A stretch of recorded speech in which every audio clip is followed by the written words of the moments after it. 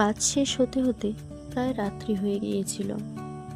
বিকেল থেকে বেরোনোর জন্য খিদেও পেয়েছিল, তাই কাছেই একটা রেস্টুরেন্টে চলে গেলাম। খাবার অর্ডার দিয়ে দুজনে একটু গল্প করছিলাম।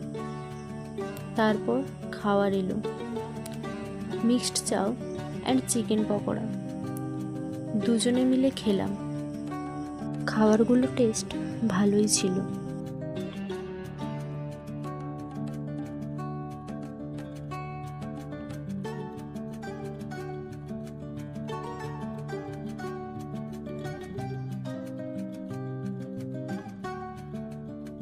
বেরোনোর আগে কিছু ভিডিও এবং একটু ছবি তুলে নিলাম। তারপরে আমরা রেস্টুরেন্ট থেকে বেরিয়ে বাড়ি ফিরলাম।